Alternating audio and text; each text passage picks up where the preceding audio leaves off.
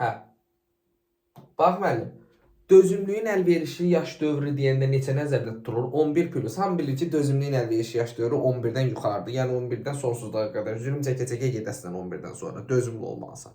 Aha. Dözümlüyün komponenti deyəndə 2 dənə komponenti var. Ümumiyyətcə dözümlükdə çox şey 2 gəlir, sadəcə bölündüyü yerlər var. Ümumi dözümlükdə bir də sürət dözümlüyüdür. Bunlara müəllim sürət dözümlüyünə xüsusi dözümlük də deyirlər. Xüsusi dözümlük. Amma sənə sırf sual düşsə ki, dözümlüyün komponenti hansıdır? Sənin onu xüsusi götürmək haqqın yoxdur.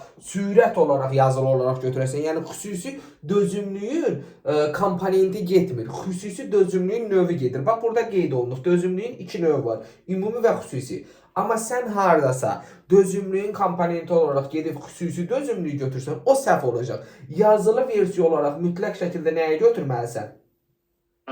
Sürət dözümlüyünü götürməlisən. Aha, bu getdi. Dözümlüyün komponenti budur. Ümumi sürət dözümlüyü, yəni bizə lazım olan bunlardır. Əsas bizi incidəcək yer dözümlüyün növləridir. Dözümlüyün 2 növü var. Ümumi və xüsusi. İndi gedək ümumi haralara bölünür, ümumi nələr eləyir və hansı intensivliklərdə yerinə yetirilir, xüsusi hansı. Bax müəllim, ümuminin rejimi var. Ümumi rejimi var ki, ümumi dözümlük hansı rejimdə yerinə yetirilir? Deyən bax zəhmət olmasa. Ümumi dözümlük yerinə yetirilir hansı rejimdə? Aerob rejimdə, rejim olaraq. Aerob nədir? Aerob müəllim oksigenli dözüm. Aerob olur oksigenli. Hansı rejimdə yerinə yetirilir? Aerob. Rejim olaraq aerobdur. Amma sual düşsə ki, ümumi dözümlük hansı intensivlikdə olur? Bax, rejim demir ha. Ümumi dözümlük hansı rejimdir deyəndə aerob rejimdir. Ümumi dözümlük hansı intensivlikdə yerinə yetirilir deyəndə aşağı və orta intensivlikdir. Nəyə görə aşağı və orta intensivlikdir? Ümumi dözümlük uzaq məsafələrə qaçışlardır müəllim. Uzaq məsafəyə qaçışlar sizcə hansı tempdə yerinə yetirilməlidir? Aşağı və orta. Yəni siz uzun müddət maksimal tempdə qaça bilərsiniz? Yox. Mümkün deyil. Aha. Uzun müddət, uzaq məsafələr aşağı və orta intensivlikdə yerinə yetirilir. Söhbət ümumi dözümlükdən gedir. Bir də 2025 milyon sualıdır. Ürək, damar və tənəffüs sistemi üçün gərginlik yaradır. Ümumi dözümlük ürək, damar, tənəffüs sistemi üçün gərginlik yaradır. Nəyə görə? Çünki bu uzaq müddət, uzun müddət icra olunur. Uzun müddət icra olunursa, bu sənin ürək, damar sistemi üçün, tənəffüs sistemi üçün gərginlik yaradır. Bu oldu ümumi dözümlük. Rejim olaraq ümumi dözümlük hansı rejim oldu? Aerob rejim. Amma intensivlikdə isə aşağı və orta intensivlik. Aha. Müddət soruşarsa qısa müddətdir, yoxsa uzun müddət yerinə yetirilir. Uzun müddət. Sonra qısa məsafədir, yoxsa orta uzaq məsafədir. Uzaq məsafədir. Orta məsafə. İndi aerob oksigenli oldu, oksigensiz. Oksigenli. Aha, oldu oksigenli. Bu oldu ümumi dözümlük. İndi gedək xüsusi dözümlüyə. Bax. Xüsusi dözümlüyün amma çox, belə deyək də, sizə növü, bölündüyü yerlər var. Xüsusi dözümlüyün rejimi olur anaerob rejimi. Baxın, anaerob. N varsa, anaerob varsa, bu oksigensizdir. N varsa, oksigensizdir və nə olur? Xüsusi dözümlük, N varsa. Amma N yoxsa, yəni sadəcə aerobdursa, bu olur ümumi dözümlük və oksigenli və oksigenli. İndi niyə anaerob xüsusi dözümlüdür, niyə oksigenlidir? Anaerob baxın müəllim, temp olaraq hansı tempdə yerinə yetirilir? Maksimal tempdə. Maksimal. Aha, maksimal tempdə siz sürətlə qaçanda sizin oksigen udmağınız azalır, yoxsa artır oksigen udmağın? Azalır. Sən maksimal tempdə gedirsən, sən oksigen uda bilmirsən. Ona görə deyir ki, anaerob oksigensizdir. Anaerob oksigensizdir. Anaerob hansıdır rejim, hansı tempdə yerinə yetirilir? Maksimal tempdə. Aha. Sonra baxın, burada ümumi dözümlüyə yazmışdıq ki, orta və uzaq məsafələr. Amma baxın, xüsusi dözümlük hansı məsafədə yerinə yetirilir? Qısa məsafədə. Qısa məsafə. Aha. Sonra indi növünə gələcəyik. Xüsusi dözümlüyün 3 növü var. Koordinasiya, dinamikdir, statikdir. Amma ümuminin növü yoxdur müəllim. Xüsusi növü var. Koordinasiya, dinamik, bir də nə? Statik. O növlərdir. İndi Bir de size bir sual düşə bilər. Bu mütləq şəkildə düşəcək. Bax, yaxınlaşdırım. Biraz da görün. Baba, bu sual ha vaxtsa fırlanıb gəlib 100% düşəcək. Hərəkətlərin icra müddətinin azalması, hərəkətin icra müddətinin, yəni hərəkətin vaxtının azalması, icra müddəti vaxt deməkdir. Hərəkətin icra müddətinin azalması xüsusi dözümlüyün artmasının əsas göstəricisidir. Sual düşə bilər ki, icra müddətinin azalması, hərəkətin icra vaxtının azalması dözümlüyün hansı növünün əsas göstəricisidir?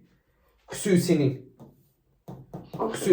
Nəyə görə? Maksimal tempdə bir hərəkət icra olunduqca, yəni sürətli olduqca sənin orada icra vaxtın azalırmı? Sürət artdıqca vaxt azalır da. Xüsusi dözümlük hansı tempdə yerinə yetirildi müəllim? Maksimal tempdə. Maksimal tempdə yerinə yetirilsə, demək icra müddətinin azalması xüsusi dözümlüyün əsas göstəricisidir. Amma icra müddətinin artması ümumi. ISO. İcra müddətinin artması ümumi dözümlüyün əsas göstəricisidir. İcra müddətinin azalması xüsusi dözümlüyün azalması. Azalma varsa, xüsusidə artma varsa ümumidir. Nəyə görə? Çünki maksimal tempdə bir şey icra olunduqca siz vaxtı qazanırsınız. Sürətlə gedirsən və oksigen uda bilmirsən. Qısa məsafəyə qaçışlar falan həmişə maksimal tempdə icra olunur. İndi gedək bunun növlərinə. Xüsusi dözümlüyün növləri. Xüsusi dözümlüyün 3 növü var. Dinamikdir, statikdir, bir də nədir? Koordinasiyadır. Baxın, bunun hamısı açmasıdır müəllim. Koordinasiya nədir? Çətin və texniki hərəkətlərin dəfələrlə təkrarlanması koordinasiyadır. Ağır əzələ hərəkətlərin nisbətən sakit tempdə, lakin uzun müddət icrası dinamikdir. İcra varsa bil ki, dinamikdir. Bədəni uzun müddət hərəkətsiz saxlanması onsuz da çeviklikdən də, bəqdən də bilirsiniz ki, nədir? Statikdir. Bu da oldu bunun növləri. Və açması ilə birlikdə də yadınızda saxlayın. Ümumi dözümlülük aşağı və orta intensitetdə yerinə yetirildiyinə görə müəllim, özündən başqa heç bir hərəkət qabiliyyətlə əlaqəsi yoxdur ümumi dözümlülük. Amma xüsusi dözümlüyün deyir ki, xüsusi dözümlülük digər hərəkət qabiliyyətlərlə əlaqəsi. Xüsusi dözümlüyün digər hərəkət qabiliyyətlərlə əlaqəsi. Bu nətər olur? Oxlara diqqət edin. Burada nə varsa ox olaraq, yəni hamısı bir-birini sintez eləmək üçün qurulur. Oxlar. Baxın, sürət dözümlüyü, diqqət edin, digər hərəkət qabiliyyətlərinin əlaqəsindən söhbət gedir. Xüsusi dözümlüyün digər hərəkət qabiliyyətlərlə əlaqəsi var. Bura baxın. Aha, sürət dözümlüyü var, sürət gücü var, koordinasiya var, bir də qüvvə dözümlüyü var. Bunların hamısında olan bir cümlələr var. Onlar bizə ehtiyac deyil. Ehtiyac olanlar əsas və açar məqamlar buradadır.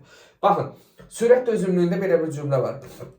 Davamlı yorulmadan və texnikanı pozmadan hərəkətlərin sürətli icrası.